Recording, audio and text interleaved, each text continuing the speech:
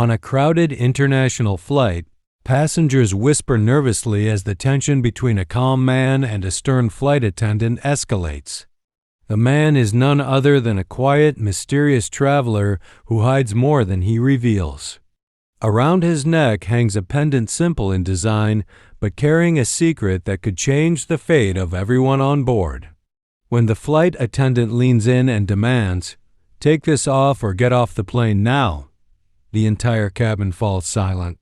No one knows why a piece of jewelry could spark such urgency. But behind the attendant's sharp words hides fear of something ancient, something forbidden, and something she has sworn to keep from taking flight across the skies. The man refuses to let go of the pendant, not because of arrogance, but because it carries the memory of someone he lost, and a power that others would kill for. As whispers grow into chaos, strangers on the plane begin choosing sides, some convinced he's dangerous, others sensing he might be their only protector. What follows is a battle of wills at 30,000 feet, truth against secrecy, loss against duty, and one man's fight to keep the past from being stolen by those who don't understand its cost. Will the pendant bring danger to the skies, or will it save them all before the plane touches down? The flight cabin grew heavy with silence. Every eye was locked on the man as the flight attendant's voice cut sharper than the roar of the engines. The pendant shimmered faintly under the fluorescent lights, almost pulsing with a life of its own. Passengers shifted uneasily, some clutching armrests, others whispering in fear. The attendant's hand trembled as she hovered near the necklace, as though touching it might burn her. The man leaned back in his seat, his voice calm yet edged with sorrow. "You don't understand. If I take this off, you won't be able to stop what follows." Gasps rippled through the crowd. A child began to cry, and a businessman muttered, "This is madness. Just throw it away." But a woman across the aisle, her eyes old with knowledge, spoke softly, almost reverently. "That symbol, it's not just jewelry. It's a seal." The flight attendant froze, her authority shaken. A seal? A warning? A key? The air itself seemed to hum with hidden power. Somewhere deep in the cargo hold below, a faint rumble echoed, as if the pendant's presence was awakening something long buried. The man tightened his grip on the necklace and looked out the window at the endless sky. He knew time was running short. This flight was never going to be ordinary. The engines of the plane hummed steadily, but inside the cabin, silence weighed heavier than the clouds outside. Passengers were no longer simply travelers.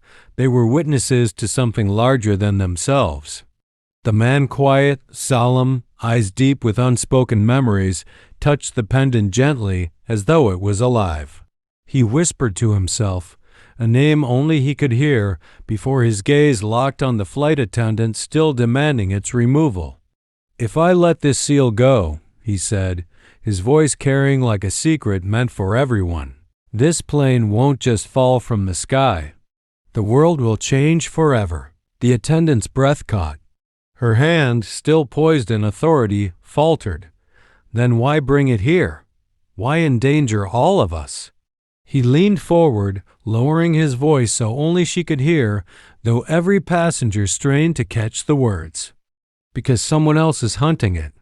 And if they find me on the ground, we all lose." A ripple of fear spread across the cabin. Faces pale, whispers growing. What is he talking about? Hunting? Lose what? Suddenly, the lights above flickered.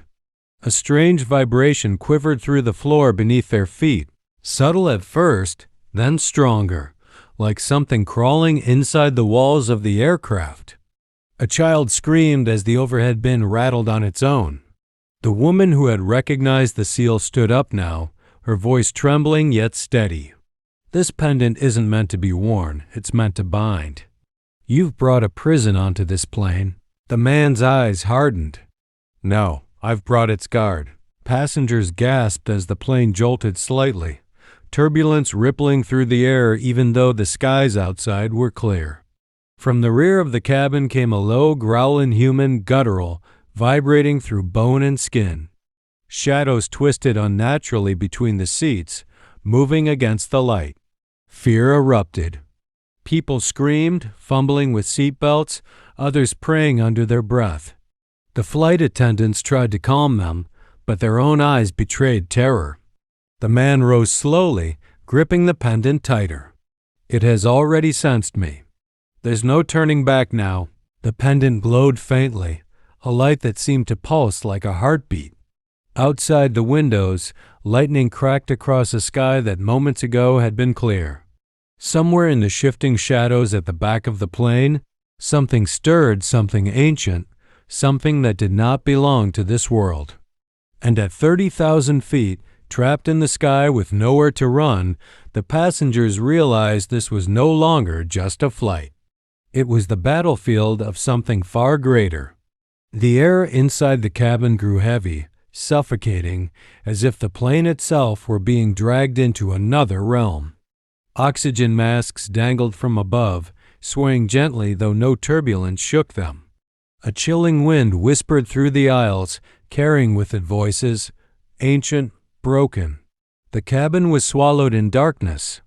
Only the pendant glowed silver light pulsing like a heartbeat, casting fleeting shapes across terrified faces. Then the eyes appeared. Two burning embers at the rear of the plane, towering above the seats, staring into the souls of everyone on board. The passengers froze, breath caught in their throats. Even the children, too young to understand, went silent, as if some ancient instinct commanded them not to move. The man, calm, unwavering, stepped into the aisle. His voice cut through the stillness. Don't look at it. If you meet its gaze, it will take your will. But it was already too late for some. A businessman seated near the back lifted his head slowly, drawn by the glow. His eyes met the creature's, and in that instant, his body stiffened. His scream choked off as his pupils turned black. Like a puppet on strings, he rose from his seat and walked toward the shadows, disappearing into them without resistance. A woman shrieked. The cabin erupted into chaos, passengers fighting to unbuckle, some crawling under seats, others clawing at the overhead bins as if escape could be found inside. The flight attendants tried to push people down, their own hands trembling, their training useless against this nightmare. The woman who had recognized the seal earlier stepped forward, her voice trembling but urgent. It's feeding. Every soul it takes makes it stronger. You have to seal it now. The man tightened his grip on the pendant. His face, illuminated by the glow, carried sorrow and steel all at once. I can't seal it yet. If I bind it before it reveals itself fully, it will break free again. And next time, nothing will hold it. The plane jolted violently, pitching to the side. Oxygen masks swung wildly, luggage crashed down. Outside, lightning forked across the sky. Though the storm was not of this world, it followed them, chasing the aircraft through endless night. The creature shifted, its shadow stretching forward like fingers crawling over the seats. Every light it touched flickered and died. One of the attendants collapsed as the shadow grazed her arm, her skin paling, her lips whispering nonsense as though her soul was unraveling. The man rushed to her, pressing the pendant briefly against her skin. The glow surged, and with a gasp, she returned weak but alive. He looked around the cabin, his voice rising above the storm. Listen to me. Stay together. Stay strong. Fear is its weapon. Do not give it ground. But the passengers were breaking. Panic spread faster than his words. A father clutched his child, begging the attendants to open the emergency exit. A young couple sobbed in each other's arms. Others stared blankly, caught between disbelief and madness. And through it all, the remnant advanced, its burning eyes fixed now on the man, the one who dared defy it. A guttural voice rumbled through the cabin, shaking every bone, every heart. The pilots fought in the cockpit, shouting commands over blaring alarms, but their voices were drowned by the sound of the storm clawing at the fuselage. The plane dropped violently, sending drinks, bags, and terrified passengers tumbling into the aisles. Yet in the chaos, the man stood unmoved, his hand clutching the pendant like a knight holding a sword. The silver glow burned brighter now, casting long shadows that seemed to twist and writhe in agony as the remnant crept closer. The burning eyes narrowed, and the voice of the creature filled every corner of the aircraft low, venomous, echoing inside the minds of those who heard it. "You keep me bound, Guardian, but you cannot bind them all." With a roar, the shadows surged outward, sweeping across the cabin like a tidal wave. Passengers screamed as the darkness reached for them. Some clutched at rosaries, some held hands, some simply shut their eyes and prayed. But those who dared look into the black found themselves dragged upward, limbs flailing, vanishing into smoke that devoured sound and light alike. The man raised the pendant high, and the glow burst outward, silver light slicing through the wave. For a moment, the remnant recoiled, screeching in a voice that shattered glassware and pierced eardrums. But the creature was not retreating, it was testing him, probing the strength of its prison. The woman who had recognized the seal stumbled forward, gripping the back of a seat to steady herself. Her voice was raw, urgent. "You're weakening. If you don't reinforce the seal, it will consume this plane, consume us all." The man's jaw tightened. He looked at her, eyes fierce. "Do you think I don't know that? This pendant is not just a seal, it is my life. Every beat of my heart keeps it bound. If I give more, I may not survive the landing." Gasps rippled through the cabin. For the first time, passengers began to understand. This man was not simply protecting the pendant. He was bound to it. The remnant laughed a sound like tearing metal and shattering glass. "Yes, bleed for them. Burn yourself away, little guardian. When you are gone, I will walk the earth again." The plane lurched violently, dipping into the storm. Lightning exploded outside, illuminating the beast's true form pressing against the walls of the aircraft wings wider than the sky, a mouth that stretched like a void, teeth made of endless night. The passengers shrieked, some covering their eyes, others frozen in place. The man stumbled, knees nearly buckling, but he caught himself on a seat. Sweat streaked down his face, his hand trembling as he gripped the pendant. Still, his eyes burned with resolve. Not today. He thrust the pendant forward, and a blast of light shot down the aisle like a blade, striking the remnant square in its chest. The creature howled, its form rippling, parts of it burning away in silver fire. Passengers covered their ears as the sound of its agony rattled the walls. The silver light burst across the cabin like a second sun. For a moment, every shadow shrieked and recoiled, curling against the walls as if burned by fire. Passengers shielded their eyes, but none looked away. They clung to the glow as though it was their last lifeline. The remnant roared, its voice no longer mocking but enraged, rattling the windows, shaking the aircraft down to its bolts.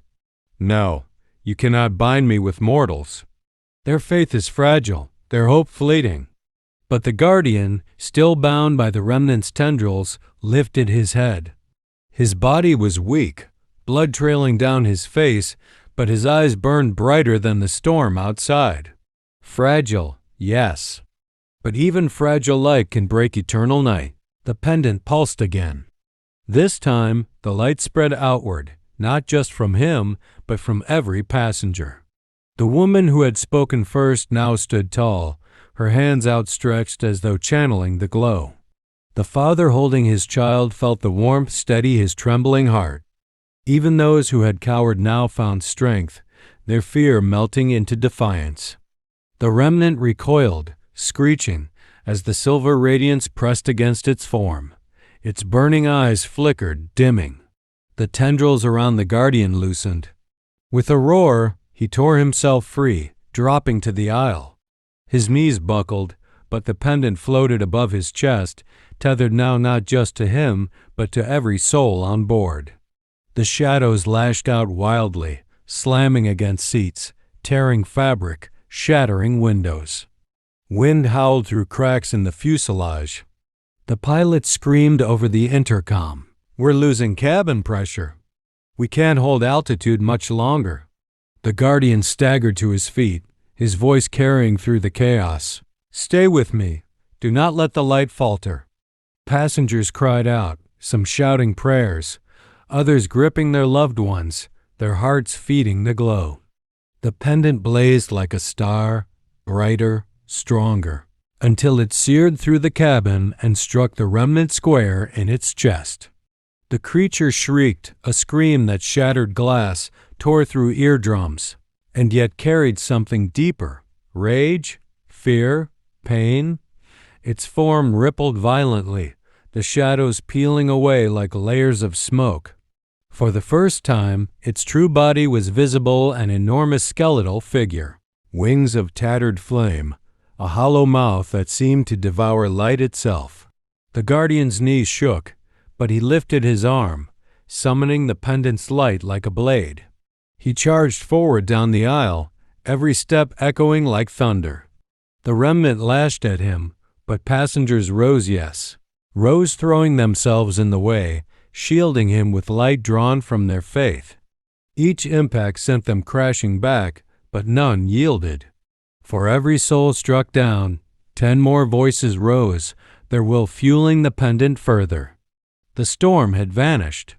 Outside the windows stretched a sky of impossible calm, painted gold by the rising sun. The plane, battered and scarred, glided through the light as though nothing unnatural had ever touched it. Inside, silence lingered. Passengers clung to each other, their tears mixing with quiet laughter, relief crashing over them in waves. Some prayed, some kissed loved ones, some simply sat stunned, too overwhelmed to speak. At the center of the aisle, the Guardian knelt. The pendant, still glowing faintly, rested heavy in his palm. His chest rose and fell in ragged breaths, every muscle trembling, but his eyes remained fixed on the small piece of silver that had nearly consumed them all. The woman who had spoken first stepped closer, her voice soft, reverent. "You saved us.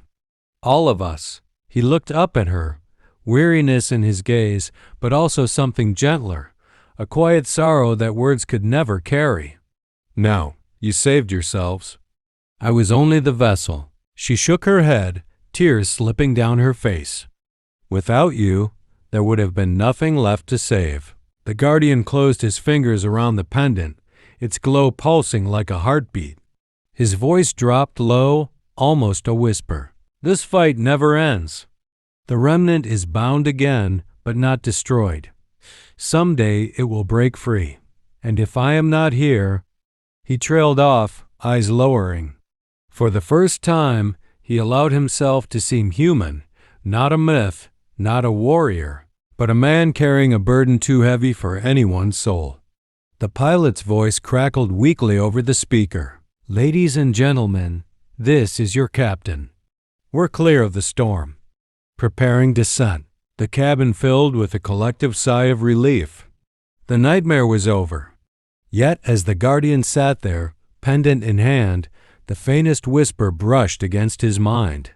A voice cruel and patient. "You cannot bind me forever, Guardian. Every seal fails. Every cage breaks. And when you are gone, I will be waiting." He tightened his grip until his knuckles whitened. His jaw set, eyes hardening with resolve. "Then I will not go quietly." The pendant flared once, faint but defiant, as though answering him. Moments later, the wheels touched the runway, the plane shuddering but holding firm.